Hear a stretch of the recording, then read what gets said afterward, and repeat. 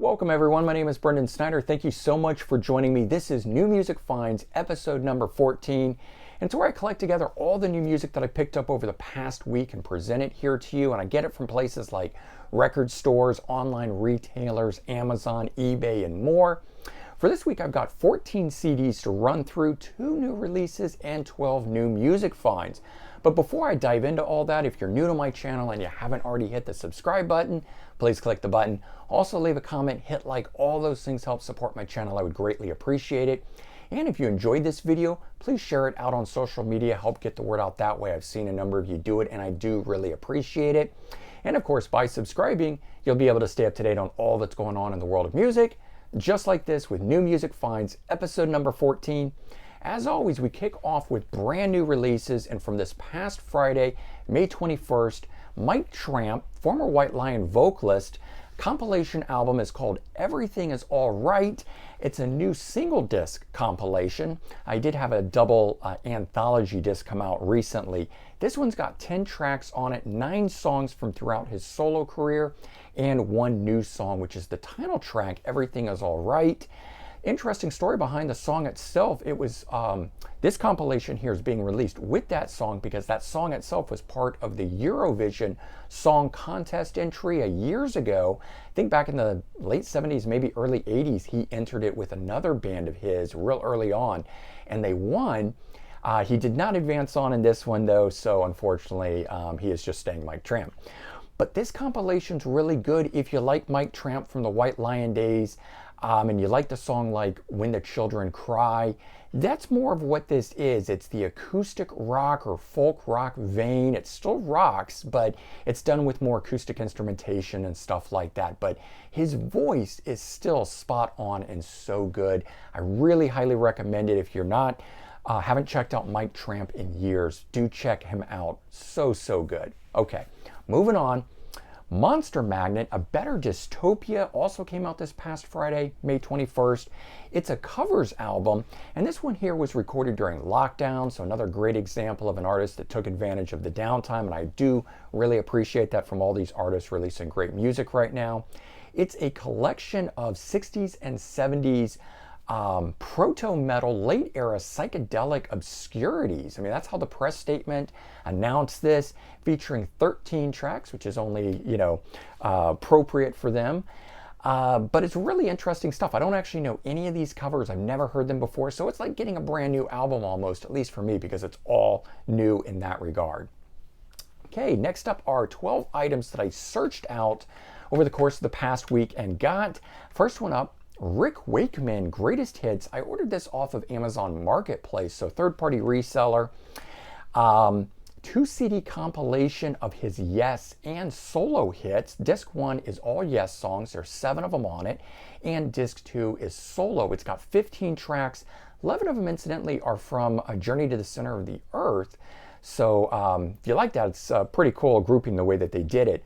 All of the songs on here are instrumental remakes of the originals, which is actually why I like it. So don't let the title Greatest Hits sway you. You are not getting the ones off the albums, but I like these actually better because when he re-recorded it like the songs for Journey, there's no narration, there's no vocals on this. It is all instrumental, and it really lets Rick's playing shine on this. If you are looking for something that is Rick Wakeman centric, this is it. So good. Such a fantastic collection. I cannot promote it enough to you guys. I'd always heard bad things about it, but I absolutely fell in love with it when I got it. Next up, another Rick Wakeman. We got 2 Sides of Yes, 2021 release. Got it off of Amazon. It is a 2 CD compilation of Volumes 1 and Volumes 2. Now, Volume 1 was released back in 2001, so 20 years ago. Had 7 songs on it. Volume 2 released a year later in 2002. It had 6 songs. So this here pairs them up together. You get both discs. It is all Yes songs on here that he has re-recorded with, again, instrumental, but these are different than the ones that are on the Greatest Hits, and they're done with a different flair. So even owning both of these, completely worthwhile in my opinion. Really like these interpretations. Okay, the next thing I got, just continuing on with my Rick Wakeman, fascination here, I picked up a 5 CD called Classic Albums box set from Amazon. And it features 5 of his classic albums there. We've got Six Wives of Henry VIII, which was originally released in 1973. And I'll actually show you these as I'm doing it, because I like the way these are those replicas of the vinyls. Now, no sleeve inserts or anything, although I do like the A&M, the old logo that's on these. So that one. Then we've got Journey to the Center of the Earth, 1974. Fantastic one. So I've got the original. That's why the greatest hits re-records don't bother me, because I have the originals along with these. They're just 2 different versions of it, all done by the same artist. So this one here with the longest title there could possibly be, we got The Myths and Legends of King Arthur and the Knights of the Round Table. Long one there. I don't know why it wasn't just called The Myths and Legends of King Arthur or King Arthur, but hey, it was the 1970s. That came out in 1975. The same way these things were embellished and over the top sort of stuff, bombastic, I think the titles had to be as well. Next up, we've got 1976, No Earthly Connection. I always thought this album cover was very cool on it. And then we've got White Rock from 1977, which was a soundtrack done to the documentary of the Olympic Games that had happened a year earlier on that. So those there. Now, it actually skips over one of the albums at the time, 1975's Listomania, which was another soundtrack. Not sure why it's not included here, although maybe it they couldn't get the rights or something like that, and or maybe Rick Wakeman doesn't particularly care for that one as much as he does these others, because it should have fallen right between The Myths and Legends of King Arthur and No Earthly Connection, but they skipped right over it. I'm okay with it though. These were new to me, so I was very happy with it. No bonus tracks on these. The sound quality, though, is really good on these. I do like this kind of packaging. I know some of you guys, don't like it when you don't get your inserts that protect these things. I just say you got to be extra careful with them. All right, continuing on my fascination with Yes, Jon Anderson, and I don't know if I'm saying this right, Olias of Sunhillow. It's a made-up name anyways. Got it off Amazon. Reissue of his 1976 solo album. It is a concept album, and the reason I said it was made up anyways was this is a concept album about an alien race and the journey to a new world following a catastrophe on their home world. I think a volcano goes off or something. The whole thing, get this, it's entirely written and performed by Jon Anderson. He had to learn instruments to record this. He had to learn to play piano. He had to learn to play certain instruments to do it. He spent several years doing this as he was building this idea before he actually did it and ultimately released this album, which I think was 1975 or 76. I could be wrong. I should have written it down. 1976 solo album, I did. All right, so this is a 2 CD set here. We got the disc 1, which is the remastered original album, and disc 2, which is a DVD in here, and it features a 5.1 surround sound mix as well as high-res stereo remix of this stuff. And the thing that I like about this is the packaging on it. I mean, it is gorgeously done in here. Look at the added artwork and all of this. I never had this in the original version or saw it in here. And then it comes with 2 booklets in this thing. You get the story of the album in one of these things, really nice write-up with lots of great photos and things about it, even sheet music and whatnot. Really, really great. And then you get the second booklet, which is kind of the standard one you get with something like this that has the lyrics and things and stuff within it. So you still get all that you would normally get, plus you get this added bonus stuff that's in here. And again, just look at the beautifulness of this. And there's stuff written up with all of this. I haven't tried to take the magnifying glass yet and get into it, but I'm thoroughly impressed with what they did. It's Esoteric Records. They've been reissuing a number of these. I showed you another Jon Anderson one, Animation, I think last week. I'm just kind of continuing on that trend. You guys know I'm a big fan of Yes, so that sort of stuff. And again, continuing on with some more Yes, I picked up this, a best of Jon and Vangelis, 1984 release. Got it off Amazon. And of course, compilation album that's featuring the collaborations of Jon Anderson from Yes and Vangelis, who was actually considered as a replacement for Rick Wakeman in 1974. They didn't go that route, or he didn't accept the position.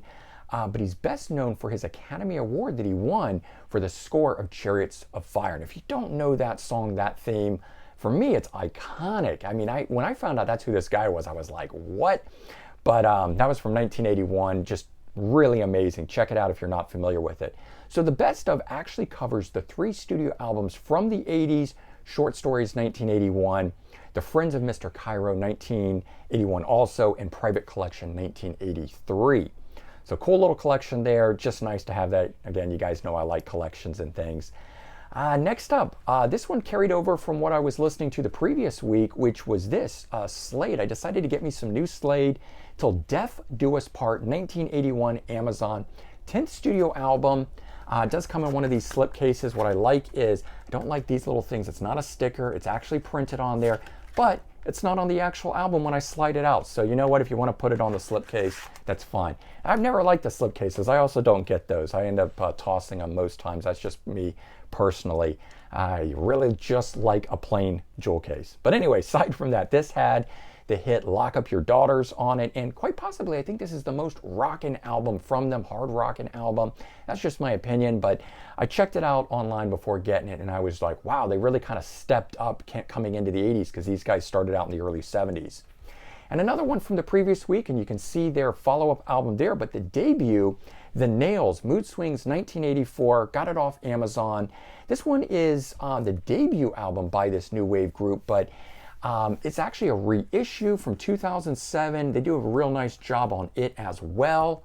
So I was very happy with it. I just really liked, I found the one behind me when I was at a used record store a week or two back, and fell in love with it. Never heard of the band. So I was like, I got to search these guys out. Found out they had a debut album before it and it was available.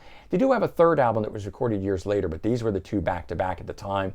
And it features the song 88 Lines About 44 Women, which was kind of a novelty song at the time. Really cool.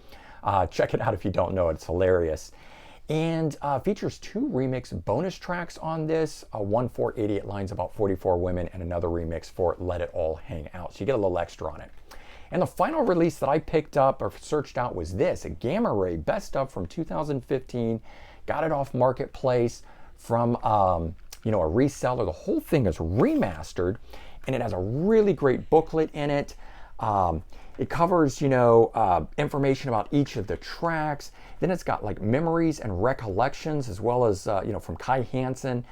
Great photos in this thing here. So you get that. You also get the song lyrics. See, here's the recollection parts and then the lyrics. So you get something for all the tracks that are in here on this thing. Look at the great photos and stuff that are part of this.